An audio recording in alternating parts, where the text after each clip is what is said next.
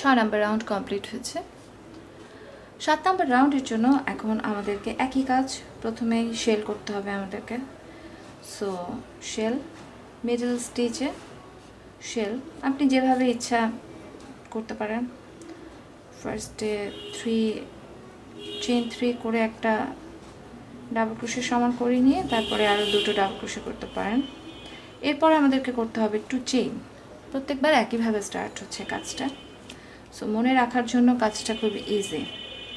এখানে এসে এখন এখানে আমাদের আছে 5টা ডাবল ক্রোশে, 1 2 3 4 5, 5টা ফ্রন্ট পোস্ট ডাবল ক্রোশে আছে, যেটা আমরা নিচে ছিল প্রথমে ছিল 3টাকে আমরা 5টা করেছিলাম। এখন আমাদেরকে যেটা করতে হবে সেটা হচ্ছে প্রথম স্টিচটাতে 2 ফ্রন্ট পোস্ট ডাবল ক্রোশে,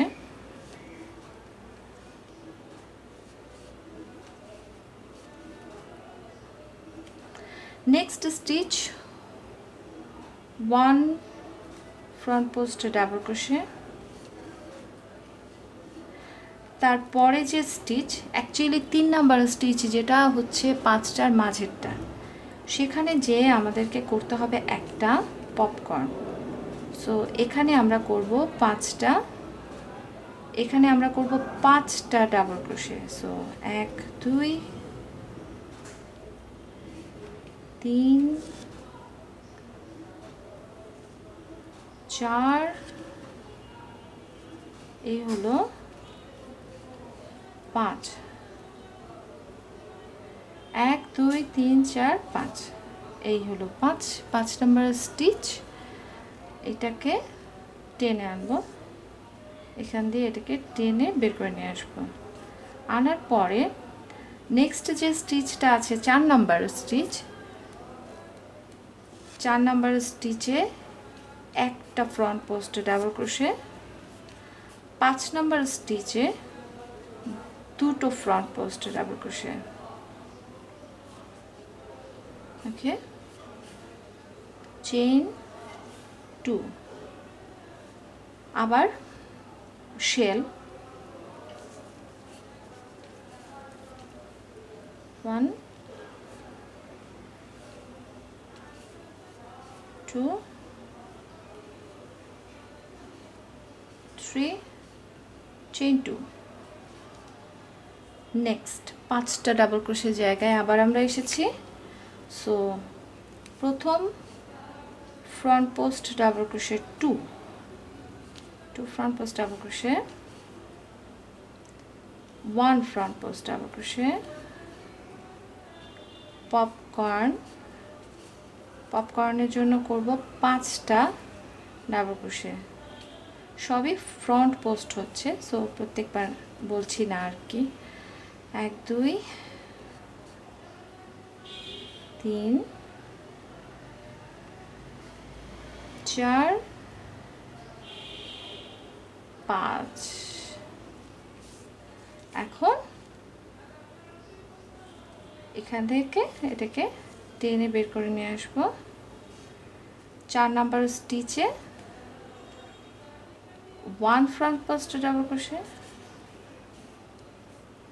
আর 5 নাম্বার স্টিচে 2 front post double crochet, 2 front post double crochet, chain 2। Okay, এই হচ্ছে আমাদের 7 নাম্বার রাউন্ডের কাজ। 7 নাম্বারটা আমি কমপ্লিট করছি রাউন্ড। এটাতে যেহেতু অনেকগুলো স্টিচ করতে হবে, একটু সময় লাগবে, আস্তে আস্তে করে করছি। 7 নাম্বারটা আমি কমপ্লিট করে আপনাদেরকে দেখাচ্ছি 8 নাম্বারটা কীভাবে করতে হবে। নর্মাল জয়েনিং যেভাবে করে প্রত্যেকবার আপনি জয়েন করছেন সেটাই নর্মাল একটা জয়েনিং। এরপরে আমি আবার ফিরে আসছি 8 নাম্বার নিয়ে। 8 নাম্বার রাউন্ডের জন্য আমাদেরকে এখন যেটা করতে হবে, অ্যাজ ইউজুয়াল আমরা এতক্ষণ ধরে যা করছি, শেল,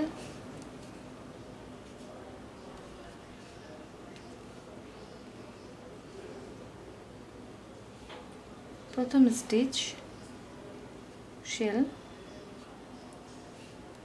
চেইন 2। এখন আমাদের এখানে পপকর্নের যে পার্টটা আছে, পপকর্নের পার্টে আমাদেরকে করতে হবে প্রথম স্টিচ একটা front post double crochet, next stitch একটা ফ্রন্ট পোস্ট ডাবল ক্রোশে, এরপরে যে স্টিচটা আছে 3 নাম্বার স্টিচ, এই স্টিচে আমরা করব হাফ ক্লাস্টার। ওকে, পপকর্নটাকে কমপ্লিটলি স্কিপ করে আবার এই পাশ থেকে পরের স্টিচে চলে যাব, পপকর্নের বাম দিকের স্টিচে যে আবার হাফ, এবং 3টা স্টিচকে একসঙ্গে ড্রপ করে দেব, একটা ক্লাস্টার হলো।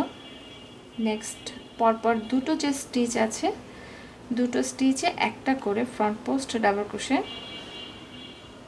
এই front post double crochet, chain 2, আর একবার দেখাচ্ছি, শেল,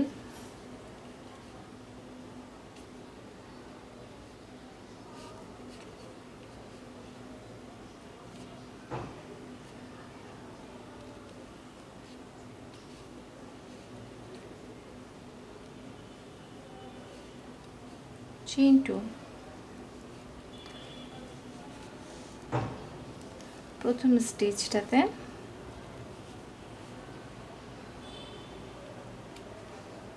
স্টিচটাতে একটা front post double crochet, next stitch front post double crochet, 3 number স্টিচটাতে হাফ, এবং পপকর্নকে স্কিপ করে তারপরের স্টিচটাতে হাফ, দুটো স্টিচ মিলে একটা ক্লাস্টার, তারপরের নেক্সট স্টিচ একটা ফ্রন্ট পোস্ট ডাবল ক্রোশে,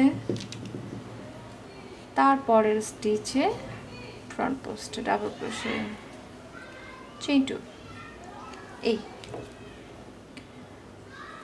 এই হচ্ছে এই রাউন্ডের জন্য আমাদের কাজ।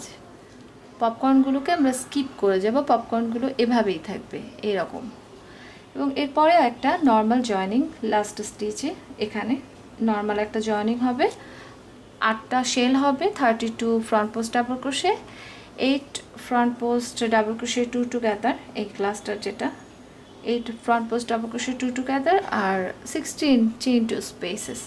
এই হচ্ছে আমাদের 8 নাম্বার রাউন্ডের জন্য কাজ। আমি 8 নাম্বার রাউন্ডটা শেষ করে এরপর আপনাদেরকে দেখাচ্ছি 9 নাম্বার রাউন্ডের জন্য আমাদেরকে কি করতে হচ্ছে। আমরা এখন শুরু করতে যাচ্ছি 9 নাম্বার রাউন্ড। 9 নাম্বার রাউন্ডটা শুরু হবে এখান থেকে।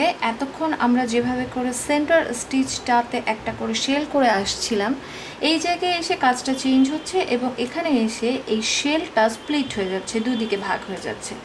সো সেটার জন্য আমাদেরকে যেটা করতে হবে সেটা হলো, প্রথম যে স্টিচটা আমাদের আছে এটা, এই স্টিচ থেকে আমাদেরকে কাজটা স্টার্ট করতে হবে। সো এখানে আমরা প্রথমে একটা চেইন 3 করে একটা ডাবল ক্রোশে করে নিলাম, দেন আরও দুটো ডাবল ক্রোশে, এই same front post double crochet, এই সেম স্টিচটাই হচ্ছে।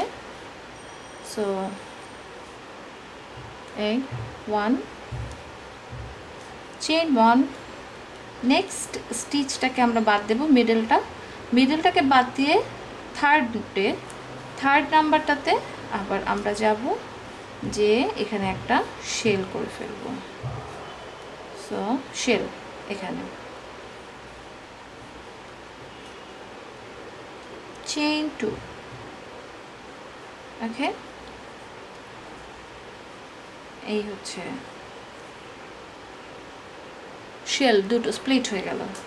চেইন 2 করার পরে এখন আমাদেরকে যেটা করতে হচ্ছে সেটা হচ্ছে, আমরা এই যে পার্টটা আছে এটাকে আসলে আমরা ছোট করছি এখন, মানে প্রথমে আমরা এটাকে ছড়িয়েছি, এখন এটাকে আমরা ছোট করছি। তো ছোট করার জন্য আমাদেরকে যেটা করতে হবে সেটা হচ্ছে, প্রথম যে ফ্রন্ট পোস্ট ডাবল ক্রোশেটা আছে, সেই ফ্রন্ট পোস্ট ডাবল ক্রোশেতে আমরা একটা ফ্রন্ট পোস্ট ডাবল ক্রোশে করব। এখানে যে পপকর্নের ওপরে যে ডিক্রিজটা করেছিলাম, এই স্টিচটাকে আমরা বাদ দিব। সো তার জন্য এখন সেকেন্ড যে স্টিচটা আছে, সেকেন্ড স্টিচকে হাফ নিলাম, এই স্টিচটাকে স্কিপ করছি, এটাকে নেক্সট স্টিচটাকে হাফ নিলাম, ওকে, নেক্সট স্টিচটাকে হাফ করলাম একসঙ্গে এবং তারপরের স্টিচটাতে একটা করলাম। এই দেখাই, এই ছোট হয়ে গেল জিনিসটা দেখতে। এখন এটা ছোট হতে থাকবে,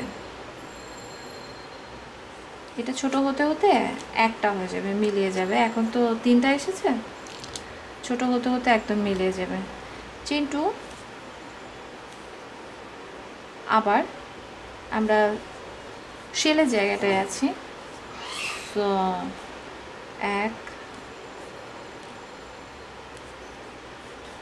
2 3টা ফ্রন্ট পোস্ট ডাবল ক্রোশে, একটা শেল, চেইন 1, আবার 3 নাম্বার স্টিচটাতে 3টা ডাবল ক্রোশে। সো 1 2